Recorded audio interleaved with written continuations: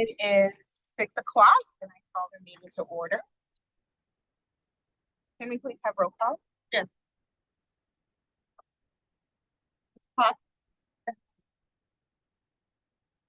One over. Miss Duffy? Here. Mrs. Halsey? Dylan? Here. Mr. Lomchi? Mrs. Rexel? Here. I'm sorry, Mrs. Morera? Mr. Ekthar? Here. Mr. Mizell? Mrs. Pino? Here. Mrs. Berger? Present. And Chair Oglesby? Present. You have a quorum. Thank you. All right, let's stand for the pledge of allegiance. Allegiance to the flag of the United States of America and to the republic for which it stands, one nation, under God, indivisible, with liberty and justice for all. New Year's celebration. See you. Happy New Year's. Good. We just did roll call, so you're good. All right, can we please review the minutes? And if you have any changes?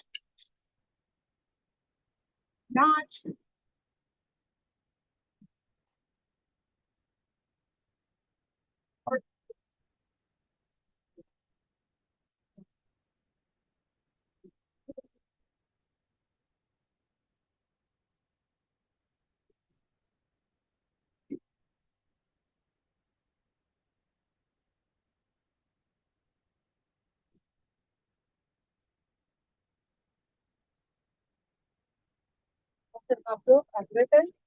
Do we have a second? Second. Okay. Do we need a roll call vote or can we? Okay. No, necessarily. Okay. All in favor? Aye. All opposed? All right, the motion passes. Thank you. At this time, we'd like to introduce the Capital Projects Department, Quentin and Colette. Can you please come up? Good evening, Quentin Pugh, Assistant City Manager. I'm overseeing the Capital Projects Department. I'm coming from the city of South Miami, where I was there for about 12 years. I've been in the Parks and Rec space for about 20 years, served as a project manager in various different roles. In the past 12 years, I served as the Director of Parks and Recreation. I'm happy to be here, working for the city of Fort Lauderdale.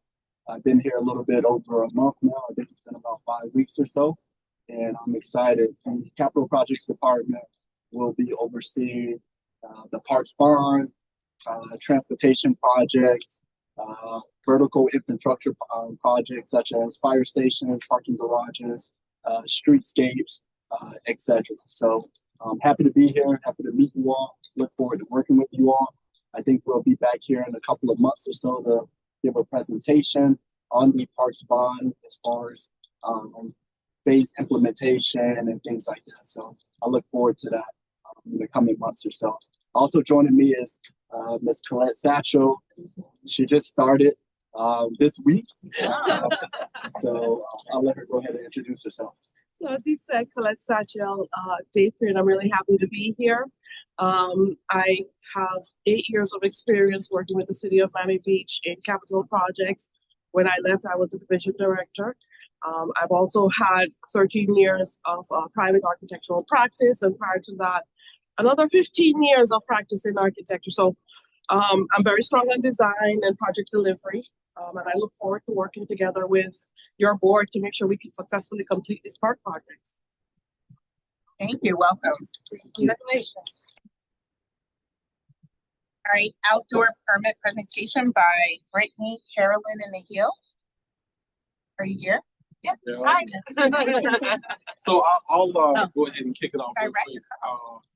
So a few months ago, we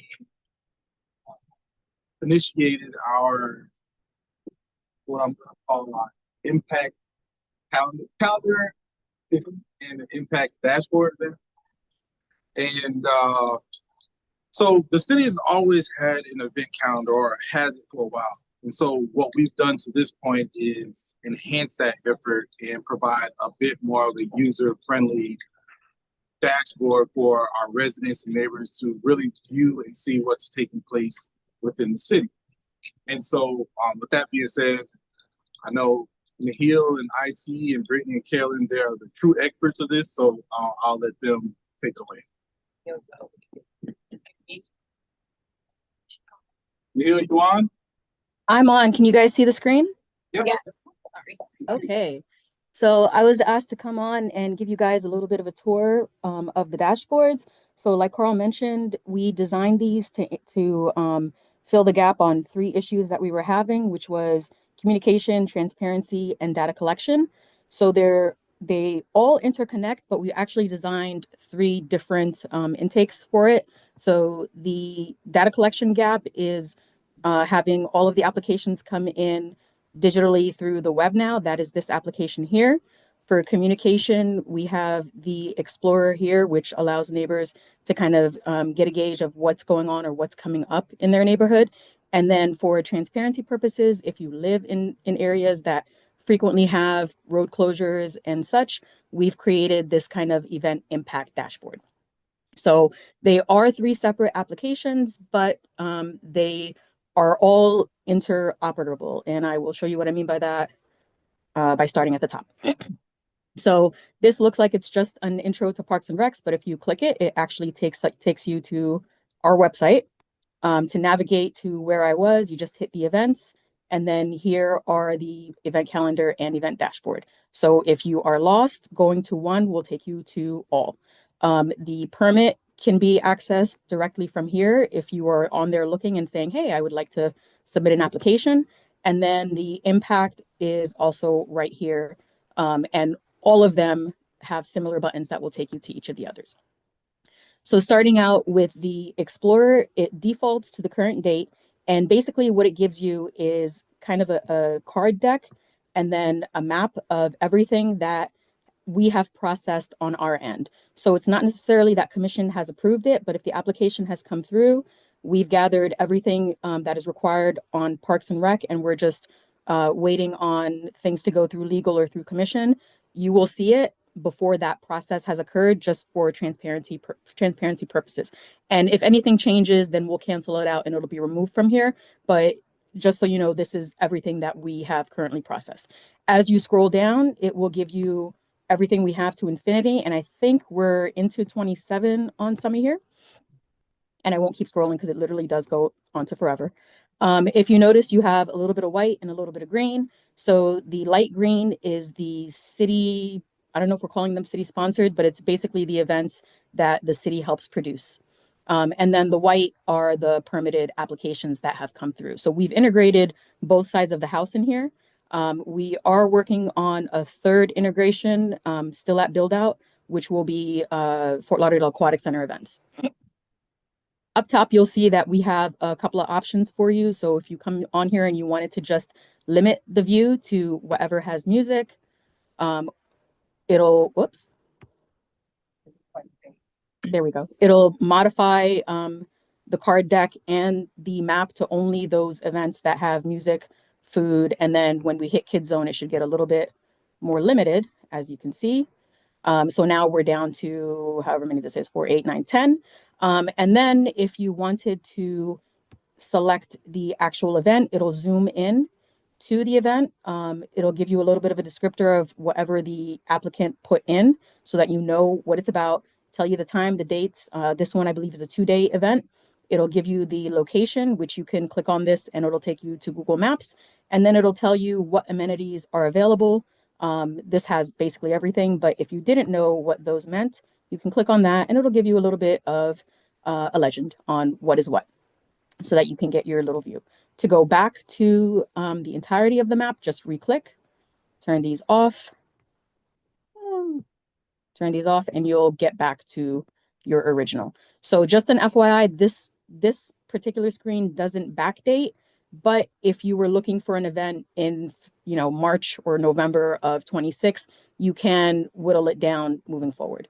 And that's just mainly because the purpose of this is to kind of tell you what's going on in the area. It's not really built for historic information.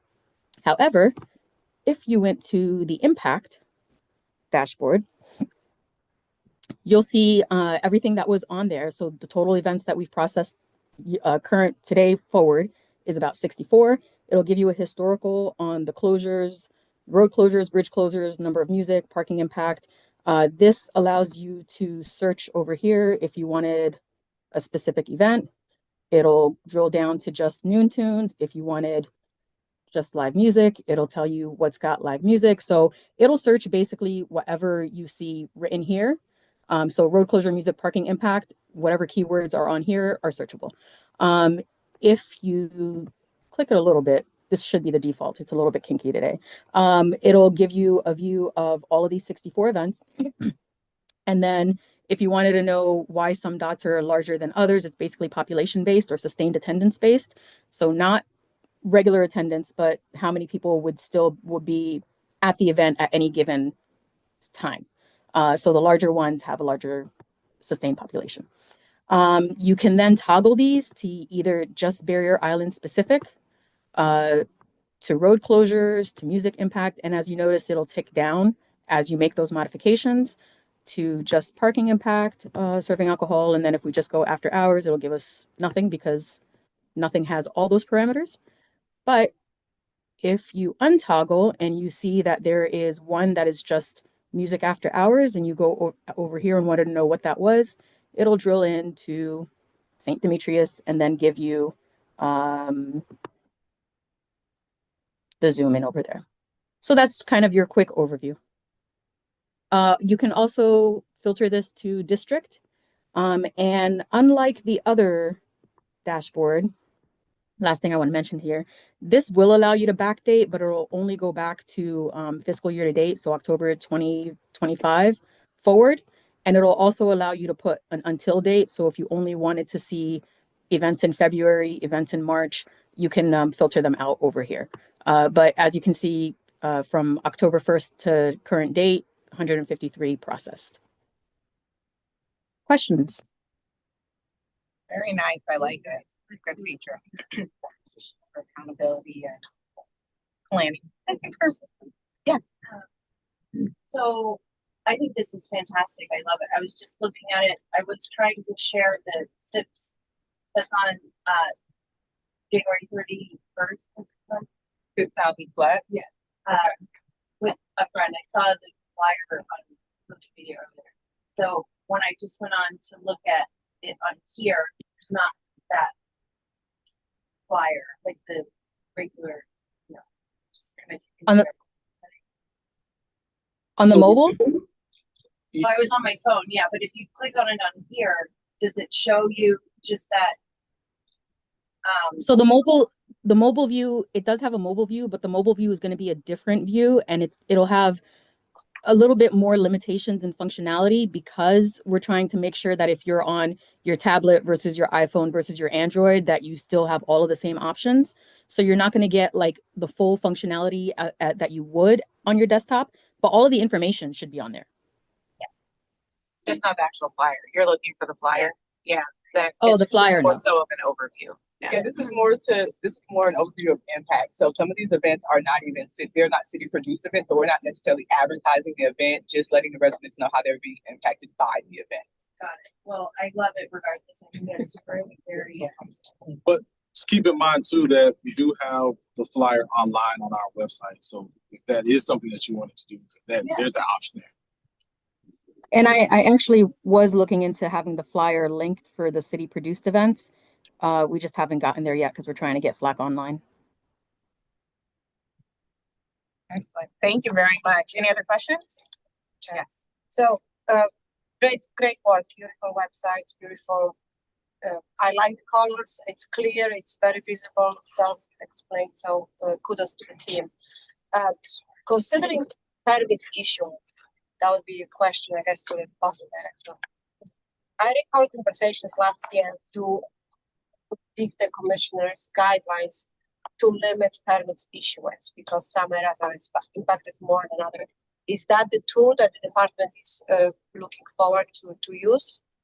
So this is a tool that came out of the conversation with commission, because one of our commissioners mentioned wanting to have a bit more user-friendly, I guess you would say, opportunity for residents, because we've always had the city calendar. But this kind of adds like an extra layer of where it's happening, how those closures are happening, when it's taking place, and just way more user-friendly than just a calendar with a date. It fills out more information. Now to your question, so we have been engaging with stakeholders for the better part of 2 months. We've had multiple meetings with them.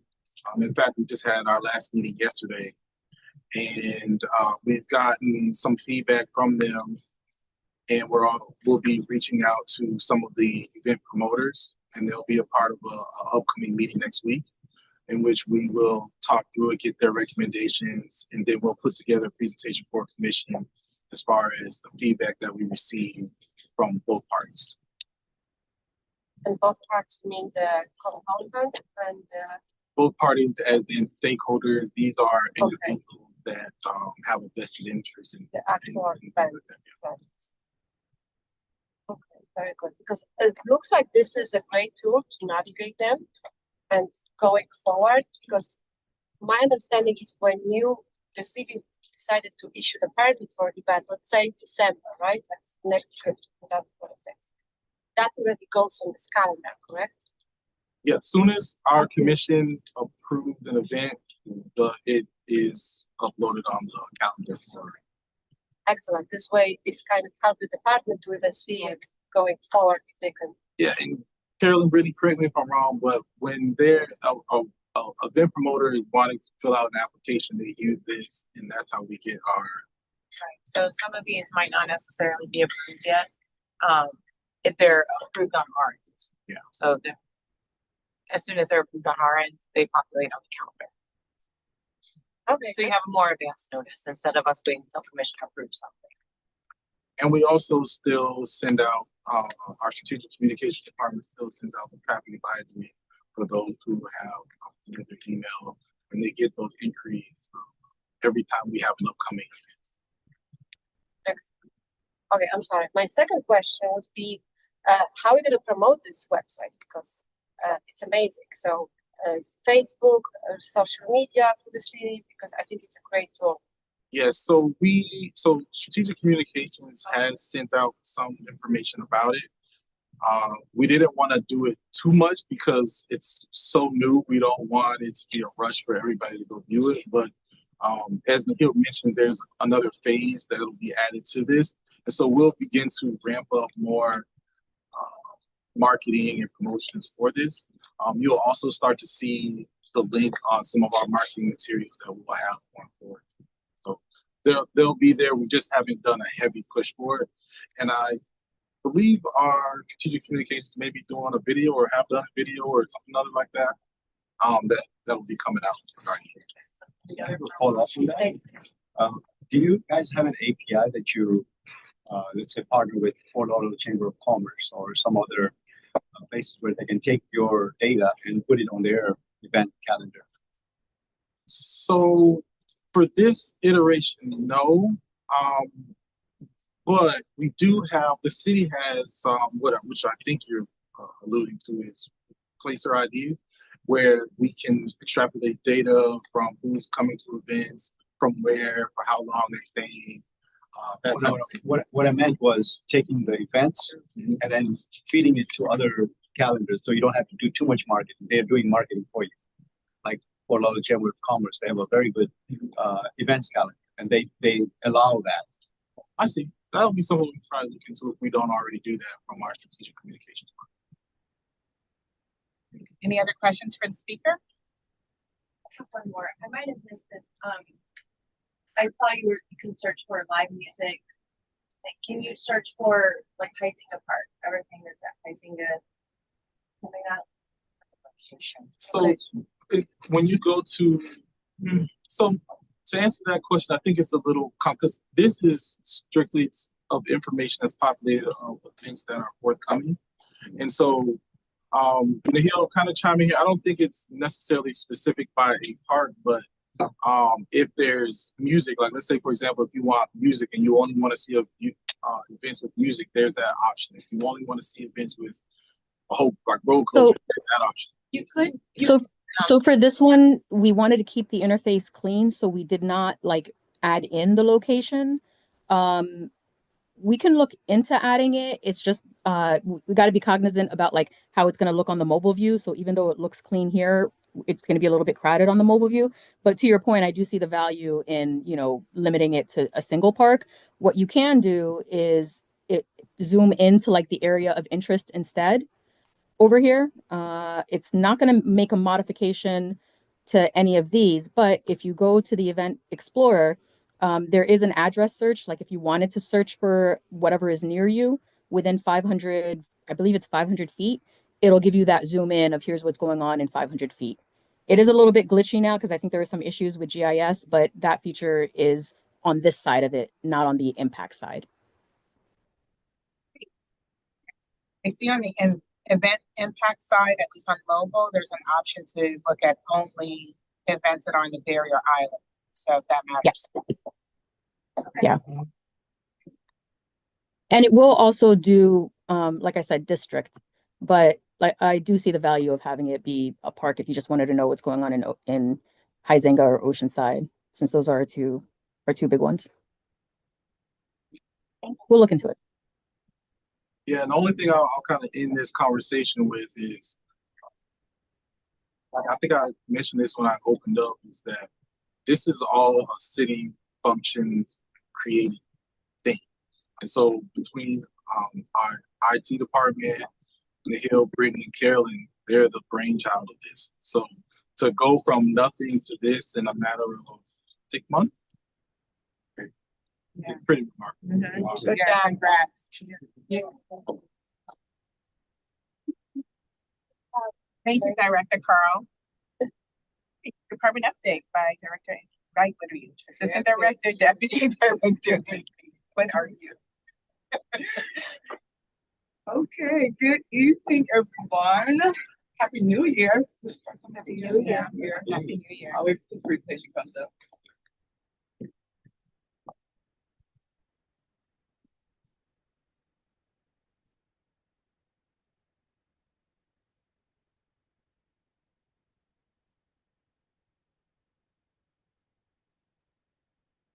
They're on the fire. Oh. All right, so let's start with our upcoming events. So this Sunday we have Jazz Brunch, which is our monthly concert series on 3 stages. It's from 11 to 2 at Esplanade Park. And Chair Patricia mentioned that we were afraid that it might be cold this weekend, so we don't know what the attendance is going to be like, but we will have this event, rain or shine or frostbite. I'll be playing full blues. Another concert series that we have is our Noon Tunes event. So this event is at Lower Ward Plaza. Lower Ward Plaza is across the street from Tumble Top Plaza, just off of Las Olas. And this event is really for everyone that works down in Las Olas to enjoy lunch and a concert. So that series is starting up, and the next one is on February 4th. So a couple months ago, we had brought up Carter Park and the upcoming improvements to Carter Park. And so as part of that, the next steps is to bring it to the public, the residents and the stakeholders, so they can see the design, the plans, and the next steps for a groundbreaking. Kicking off Black History Month with Remembering Our Roots, which is a embrace the power and legacy of Black history, and that's starting at Riverland Park. There'll be some live performances by our Play After School site, which is so this is a citywide event. Neighborhood Support Night is designed to connect our residents with our city department, so you guys learn about our services that we provide. From the Parks and Recreation side, our Recreation Division will be there to talk about some programs we have to offer. Our Cemetery Division will be there to talk about some of the services we provide. And our Sustainability Division will be there for a true giveaway for City of Fort Lauderdale residents only. And so proof of residency is required to receive the tree. So back to Black History Month, Kijiji Moja, which means One Village in Swahili, is an event that we're doing at Lincoln Park on February 21st. That includes tribal storytelling, live entertainment, arts and crafts, vendors, and much more. And then to end Black History Month, we're doing the Six Trunk Parade and Festival. So the parade is starting at Lincoln Park off of Six Trunk down to 9th Avenue, and then the festival continues until the end of the night with a live performance by Kiki Wyatt, which is a nationally known R&B and gospel vocalist. And the next few slides will kind of dictate everything that's happening at Holiday Park. Holiday Park has transformed in the last few years. I know you all have seen it, and there'll be more transformations coming along. I wanted to start by talking about the parking garage that is coming aboard. The city just approved a P3. The contract is for a new parking garage with a rooftop vertiport and attached a fire EMS substation. Also, as part of that, there'll be a resurfacing of the parking lot across the street from the Iceplex, which is currently unpaved. And this is just use of the proposed design of the garage in the parking lot. What A did you call that? vertiport. So a vertiport, it's like air taxi. So it's the future of transportation. Yeah. Flying Tesla. Yeah, a flying Tesla. So Holiday Park Phase 2 was just approved by Commission recently. So it's a lot of improvements that's happening as part of this Phase 2, but just the key is demolition of the existing playground, some new playground equipment, shade structure, seating, fencing, irrigation upgrades, dog park upgrades, sidewalk landscaping, and drainage improvements. Holiday Park Activity Center mural. This is a new mural that will be going up at the Activity Center. So if you're coming off of Federal, if you're coming into Holiday Park off of Federal Highway, the Activity Center is to the right or to the south, and to the left would be the new site for the YMCA. So that is what you will see in the coming months as the artist gets ready to paint this mural. And then I wanted to highlight a Yoda Fest, which is Avenue of the Arts Festival. They did an opening celebration, yard, and exhibition at Southside Cultural Arts Center. So what you see here is a tree at Hardy Park. So the Southside Cultural Arts Center is at Hardy Park. So feel free to stop by Hardy Park to see this exhibit. This is a temporary exhibit. So feel free to stop by and see it. This is actually what's really beautiful. So I just want to show you guys some of that. And the picture there is Mayor and District Court Commissioner Sorensen with the artist. And then I just wanted to give you all an update from last month. We had a discussion about fireworks and drone show options. I did the presentation earlier this month. So just to provide you with an update, the commission did decide to move forward with fireworks and drone shows for this upcoming 4th of July. I wanted to thank you all for the feedback because I used that for my presentation. And that's the end of my department update. Any questions?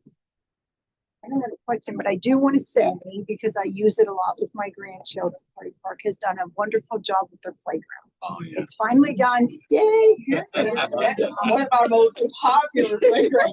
Matter of fact, I went there with them and all these people were on. I'm like, oh, great. And then somebody came over and like, oh, no, everybody has to get off. Nothing's been passed with inspections yet, And I'm like, oh, boy, it's bad. But it looks really great. And I just want to tell you guys that.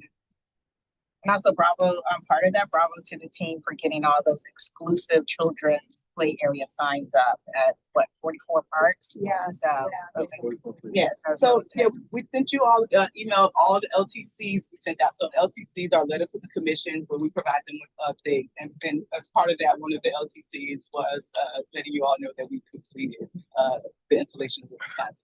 Yeah. It's very helpful to have that summary. And also too, real quick on that. So we also are in the process of installing our dog leash stations too. So those will be coming to all of the parks, which is somewhere, where are we at now? Maybe 115, 120 parks, somewhere like that. So we purchased those and those will be installed and we'll have them all in by the end of March. Oh, great. Oh, nice. Excellent. Very So you didn't find a sponsor? Chewy.com. Chewy.com. Yeah. Local company. All right, so for new business, does anybody have any new business to bring forward? Hearing none. Well, I do. Quiet. So I want to ask the director, what's happening with the tennis center? There was a proposed meeting tomorrow at 11:30. I'm talking to Jimmy Everett. Okay. And it seems to be canceled. Commissioners looking for some feedback from the community. I'm really not involved, but I'm the member, so I'm getting some emails about the meetings and to come and I guess raise the concerns or not or compliments. I'll be honest with you, I haven't played yet. I have a knee problem, but I do appreciate facility is finally ready. But I kind of want to know what's going on and Yes. because the emails are going to all members. I'm not sure if you're aware of that. So we, as you all know, we opened the Jimmy Everett Tennis Center in October. And as such, we wanted to open it as soon as we can and knowing that there were some things that we still needed to fix. But we wanted to make sure that the courts were ready, that people could play on them, but things like furniture, we hadn't ordered that yet. But the main premise was to get people out, get people back on the courts, which we did. We also hosted the USTA International Orange Bowl Tennis Championships that took place in December. And getting back to your question, there was a meeting, but there were some miscommunication that took place. And so we are scheduling something on our end that will be able to have some feedback from all of those if they so choose to pass holders at the facility. So there's something forthcoming, and we're also going to be putting together a survey as well. So there's a lot of things happening, and of course we're always looking for positive or constructive criticism of how we can improve the facility. But we do have some vested interests from some individuals, and we're working through that. So. Okay, thank you. So you're planning to conduct some public meeting, right? Or workshops? Okay, thank you. Any other new business? Just a question about park on Las Olas, by the Cheesecake Factory. Oh, that kind of. Yeah. Are you? The lower board.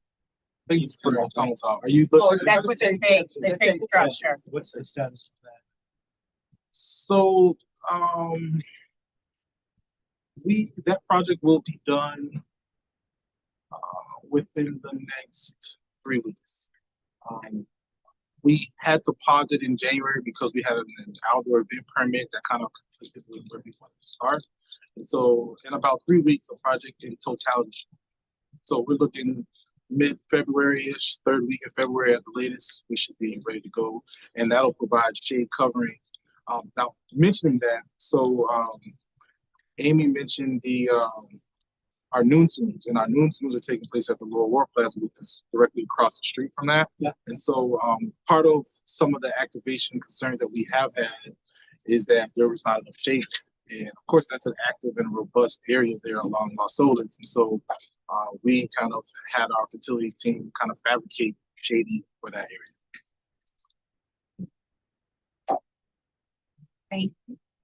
Anything else? We don't have our guy here to talk about iguanas. Okay, all right. Hearing no other new business, I adjourn the meeting at 6:34 p.m. Happy hour on Director Carl. That's all right.